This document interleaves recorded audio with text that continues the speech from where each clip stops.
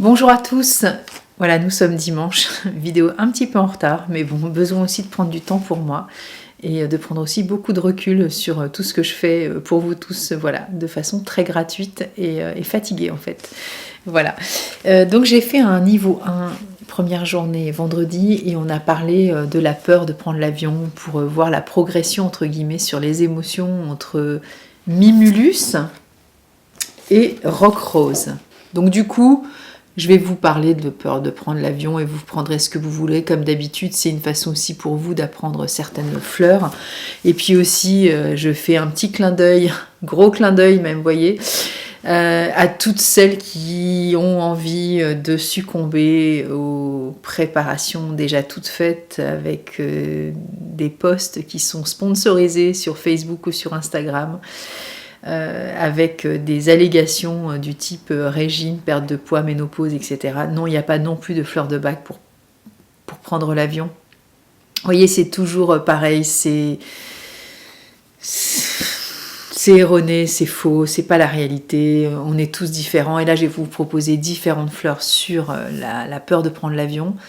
Il y en a qui vont pas dire j'ai peur, il y en a qui vont dire je suis carrément terrorisée, voilà, et il y en a qui vont dire je suis angoissée mais je sais pas pourquoi, et donc on va rentrer là-dedans, et pour le coup,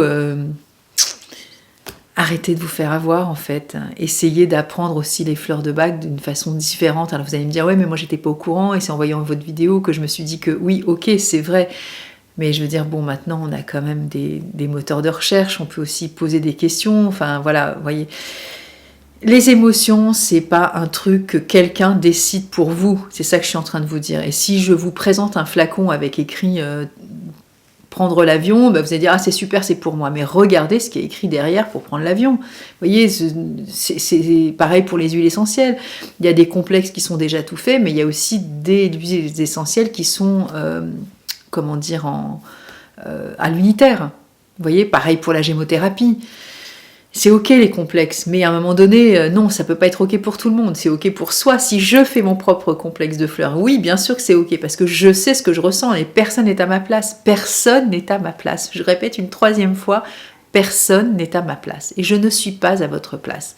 Et donc moi, quand j'enseigne, quand je partage les fleurs de bac, puisque, encore une fois, conseillère agréée du Centre Bac et formatrice aussi pour le Centre Bac, eh bien, j'enseigne, j'apprends, je partage, je papote, je discute, je blablate, avec cette éthique aussi. C'est-à-dire que je n'ai pas la suprématie, une espèce de pouvoir sur vous, sur la connaissance de ce que vous pourriez vivre lorsque vous prenez l'avion. C'est impossible.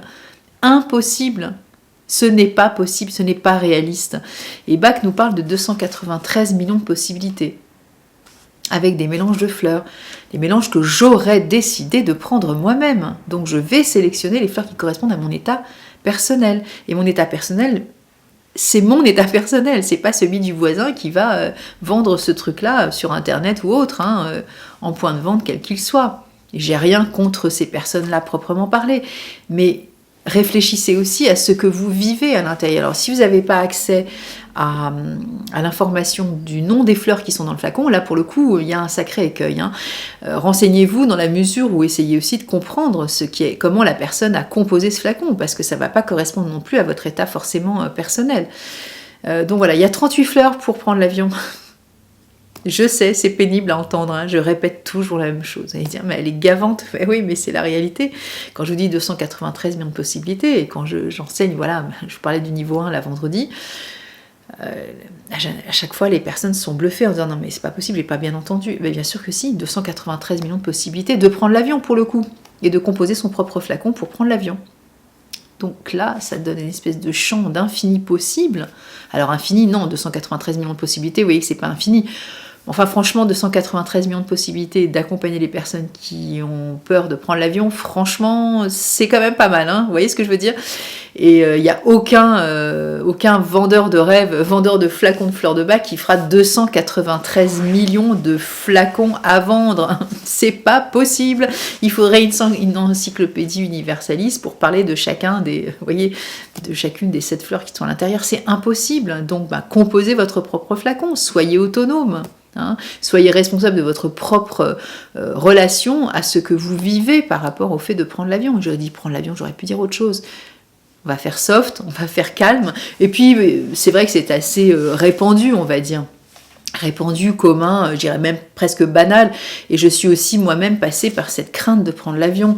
Donc voilà, après, si ça vous parle, c'est ok. Si ça vous parle pas, vous allez dire, bah c'est con, je suis passée à côté de la vidéo, il y avait des trucs vachement intéressants, il n'y avait pas que de l'avion dedans. Ouais, mais bon, vous voyez, quand je partage une vidéo, je dis un peu d'autre chose que le thème. Mais bon, voilà, c'est comme ça, vous ferez ce que vous avez envie de faire. Et du coup, la clé d'entrée qui me paraît peut-être la plus simple, parce qu'on va parler de peur de prendre l'avion, la peur, c'est une peur identifiée. J'ai peur de prendre l'avion, voilà, j'ai peur des trous d'air, j'ai peur de prendre l'avion, j'ai peur d'être dans l'air, je me sens pas à l'aise du tout avec ça. Ça m'inquiète, voilà, c'est inquiétant pour moi de faire ce vol. Alors il y en a qui vont dire, ouais, mais moi c'est juste au démarrage, ouais, mais moi c'est juste au décollage. Ou c'est juste à l'arrivée, à l'atterrissage. Bon, après, chacun va faire son truc. Vous voyez, moi, je vais pas pouvoir tout énumérer en termes de ce que peut représenter une crainte de prendre l'avion, puisque déjà, j'ai pas forcément tout vécu moi-même là-dedans, mais je me suis vue dans certains états, et du coup, je vais vous parler de certaines fleurs.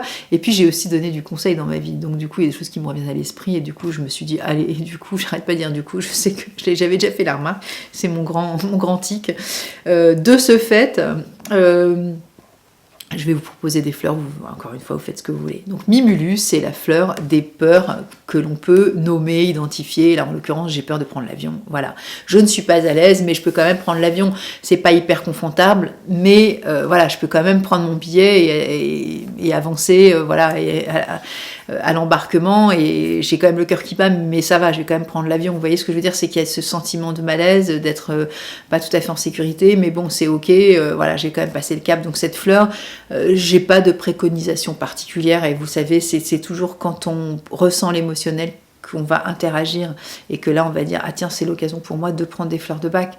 Il n'y a pas de timing précis. Alors le timing, c'est le ressenti de l'instant. Quoi que vous fassiez, alors j'avais fait une formation comme ça à Lyon avec des préparateurs en pharmacie, il y avait une qui m'avait proposé justement de faire ce petit cas pratique devant tout le monde, en disant voilà, j'ai ma mère qui va faire du long courrier, et du coup, je crois que c'était aux Antilles, quelque chose comme ça, et elle disait, ben voilà, l'idée de prendre l'avion pour elle, c'est déjà une grosse inquiétude. Bah du coup, elle peut commencer le terrain, si c'est 3 semaines, 3 mois avant, peu importe, j'aurais pu dire 2 jours, mais voilà, même si c'est anticipé, mais à partir du moment où je ressens l'émotionnel, bah oui, bien sûr, elle peut prendre de Mimulus, elle peut commencer déjà à voir comment ça va se passer. Est-ce que ça va tout faire? J'en sais rien. Ne me demandez pas non plus dans combien de temps, j'en sais rien. On est tous différents. Moi, ça va agir d'une certaine façon. Pour l'autre, ce sera encore différent. Et puis pour la troisième personne, ce sera encore autre chose. Donc vivez l'expérience, faites des expériences, refaites des expériences, essayez, et vous verrez ce qui se passe. Moi, j'ai pas de promesse, j'en sais rien. J'ai même pas de promesse pour moi, vous voyez, donc toujours aussi bluffée de la réaction que j'ai suite à la prise des fleurs. Alors vous allez me dire, mais quand même, à 26 ans, je les connais par cœur, les fleurs, oui, mais moi je me connais pas dans toutes les situations que la Terre me provoque, ou les émotions qui sont chahutées, ou les événements qui arrivent auxquels je n'ai pas du tout préparé mon intellect, ma psyché, mon moral, mon mental, appelez ça comme vous voulez. Vous voyez, je veux dire, je suis comme tout le monde, j'expérimente les fleurs, et je me dis, waouh, truc de fou. Ok, ça m'a accompagné, ça m'a aidé, ça m'a soutenu, je traverse l'épreuve, ou la situation, ou voilà, et puis il y a des moments c'est plus ou moins intense, des fois c'est plus ou moins rapide aussi, mais je fais mes propres statistiques. Alors je vous donne ce que j'ai à vous donner parce que j'expérimente, mais après vous allez faire vos propres stats, vous voyez. Ah, quand j'ai pris Mimulus, voilà ce qui s'est passé. Ah voilà, quand j'ai pris telle fleur, voilà ce qui s'est passé. Prenez des notes. Vous savez, je vous avais déjà dit que j'ai fait ce carnet des 38 fleurs. C'est l'occasion aussi pour vous de prendre des notes et d'aller regarder ce qui se passe dans votre carnet. Mettez des dates, mettez aussi la situation. Tiens, bonjour au Malais, voilà, il est en face de moi, mais non, il faut qu'il vienne se taper l'incruste et râler. Voilà, vous voyez, c'est... Faites votre bail. Ensuite, la terreur. Là, on n'est plus dans la peur assez soft, assez gérable, entre guillemets, parce que c'est pas hyper confortable, je vais prendre l'avion. Là, je suis carrément, mais c'est vraiment quelque chose qui va me bloquer et qui va des fois me tétaniser. Donc là, on n'est plus sur une peur plus. Et moi, ça a été mon cas. J'ai pris cette fleur aussi. J'ai pris aussi l'avion sans connaître les fleurs de bac. Ça m'aurait vraiment aidé. Vous savez que c'est une fleur qui est dans le remède d'urgence, ce qu'on appelle le rescue. Donc c'est évidemment, elle a aussi je veux dire, sa légitimité à être dans ce flacon parce que justement elle va traiter tout ce qui est peur extrêmement intense qui va bloquer, du type voilà, je me sens terrifiée, je me sens paniquée à l'intérieur et là je peux plus rien faire tellement je me sens vraiment j'allais dire frozen, c'est comme si j'étais gelée à l'intérieur, hein, mais même mes neurones des fois on est carrément bloqués parce qu'on est trop effrayé par le bruit, par vous voyez, des fois même le clac des ailes. Je suis pas technicienne d'avion, je sais pas comment ça se fait, mais vous voyez ce que je veux dire, le truc qui commence à remonter, on regarde sur le côté, on dit ah qu'est-ce qui se passe et tout, et là c'est la grosse panique à l'intérieur. Bah là on est plus sur Rock Rose. Et moi je vous parle de ça, je me suis vue mais vraiment extrêmement angoissée avec ce bruit, le décollage. L'atterrissage ça allait mieux chez moi, mais pour certains ça va être d'autres choses. Encore une fois, élargissez votre champ de conscience parce que moi j'ai pas le savoir absolu sur prendre l'avion, hein. Je vous donne que ce que je connais et ce que je connais ou ce que j'ai entendu de certaines personnes et du coup je me suis retrouvée moi à carrément je dirais presque péter les plombs aussi. Alors je sais pas si c'est parce que ça avait commencé comme ça et puis j'étais tellement dans la peur que j'ai pris la main de la personne sans lui demander, hein, et je la connaissais pas du tout, cette personne qui était un voisin, et je lui ai broyé la main en fait pendant tout le décollage. Je crois que c'était un de mes premiers vols. Je me souviens de ça. Je crois que c'était un vol Paris-Séville. Je devais avoir 14 ans et j'ai eu très très peur. Vraiment très très peur. Après, vous savez, c'est plus on prend l'avion, plus des fois on se familiarise. Vous allez me dire, non, toujours pas. J'ai déjà pris 30 fois l'avion et j'ai toujours aussi peur. Donc voilà, tout le monde ne prend pas l'avion, c'est ok. La polémique, c'est pas non plus de savoir si on doit ou pas prendre l'avion, que c'est écolo ou pas. Me faites pas de trucs comme ça parce que moi, je suis pas là non plus pour dire ce qui est bien ou pas. J'en sais rien. Voilà, on fait aussi ce qu'on peut des fois. Et quand on va aux Antilles, des fois, c'est un peu nécessaire aussi de prendre l'avion. Et donc du coup, voilà, Cherry Plum, c'est la fleur où on a un sang qu'on va carrément péter les plombs, tellement on a tellement peur qu'on fait des fois n'importe quoi. On peut aussi se mettre à hurler, à ne plus être en maîtrise de soi parce qu'on a trop peur. Oui, on a compris au Malais. Ensuite, il peut y avoir cette espèce de peur qui est de cette forme Aspen, qui est cette forme de peur, inquiétude, mais qui n'est pas sourcée, qui n'est pas rationnelle, parce qu'on peut ressentir une forme d'angoisse et de crainte, alors qu'on n'a jamais eu d'expérience malheureuse en avion. Vous voyez ce que je veux dire? C'est aussi, des fois, les peurs, elles peuvent aussi arriver avec une expérience malencontreuse ou voilà, des vécus particuliers. Et je vous dirai ça aussi après, parce que j'ai une fleur aussi pour ça. Et du coup, ça peut être aussi cette forme de se sentir mal, mais il n'y a pas de raison réelle, puisqu'on sait que, voilà, même en termes de statistiques, vous savez qu'on dit qu'il y a plus de raisons, ou plus de, pas de raisons, mais plus de statistiquement, de probabilité, c'est peut-être le mot le plus juste, d'avoir un accident de voiture qu'un accident d'avion, vous voyez, donc il y a des fois des angoisses qui ne nous appartiennent pas, et qui sont aussi des fois des ressentis en tout cas où on va dire j'arrive pas à comprendre pourquoi, parce que rationnellement il n'y a pas besoin de s'inquiéter, mais on est quand même inquiet à l'idée de prendre l'avion. Après ça peut être des formes de mauvais pressentiments qui peuvent aussi se manifester comme ça, et du coup voilà, ça peut être la fleur Aspen. Et c'est vraiment le moment de me demander des caresses, hein. Ouais, je sais. Et du coup, là, je vais vous parler de Star of Bethlehem. Vous allez me dire, ok, Star of Bethlehem, on parle de choc, de chagrin, de tristesse, de forme de ressenti comme un deuil, etc. Et je me souviens avoir répondu à une femme qui m'appelait au téléphone. J'allais moi-même prendre l'avion, c'était quand même rigolo, j'étais dans le tram. Et elle voulait absolument avoir tout de suite une fleur, parce qu'elle allait prendre l'avion, elle, le lundi, et moi, c'était un vendredi.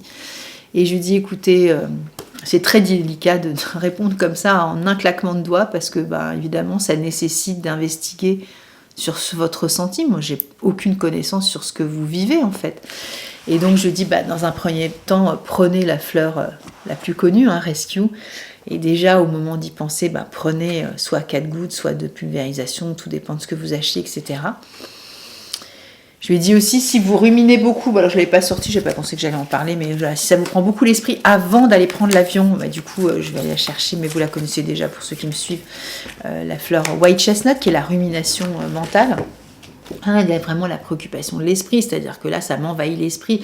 J'arrive, même si c'est 2 jours avant, j'arrive pas à dormir parce que je pense qu'à ça, etc. Ce qui n'empêche pas qu'on puisse prendre aussi une autre fleur avec.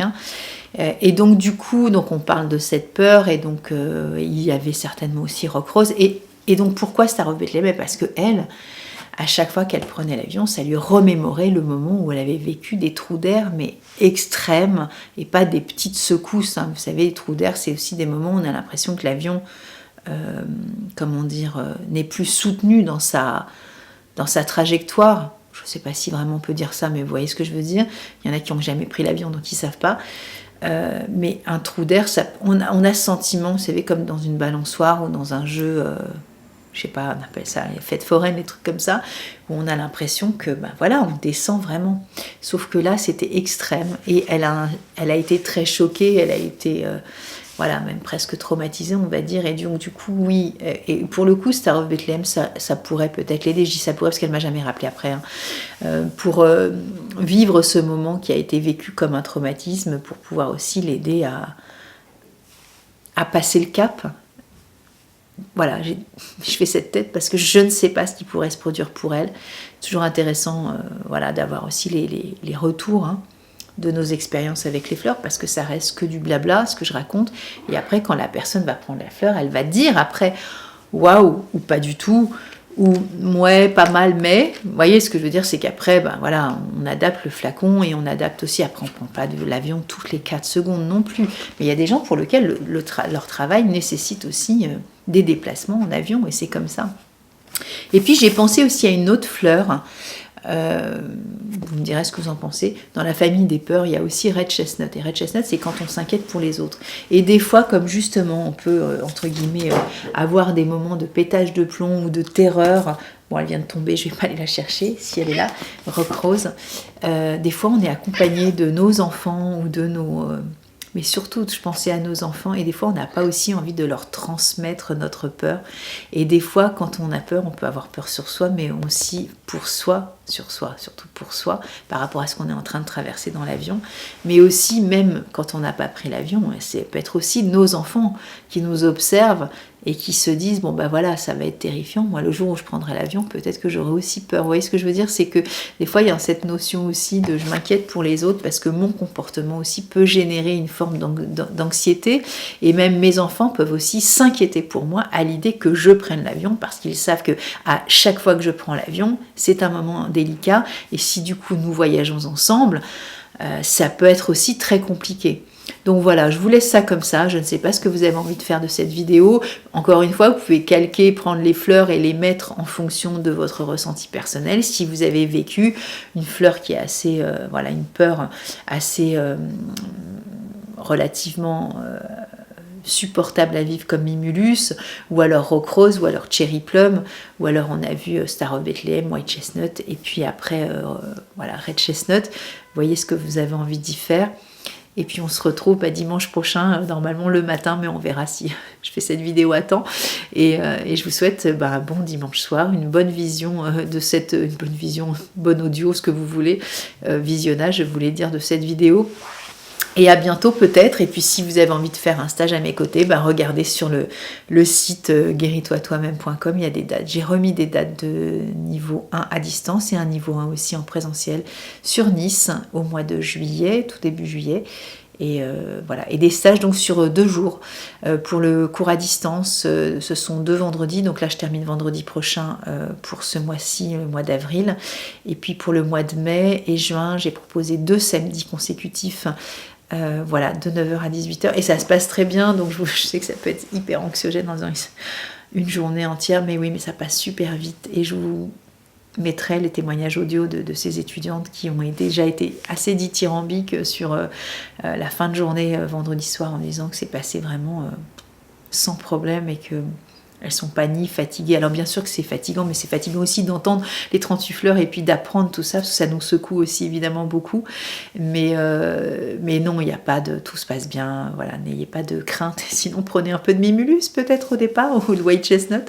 Allez, à bientôt. Allez, je vous montre un petit peu O'Malley quand même, qui à la fin est carrément couché sur les cartes. Voilà. Petit teasing de la fin.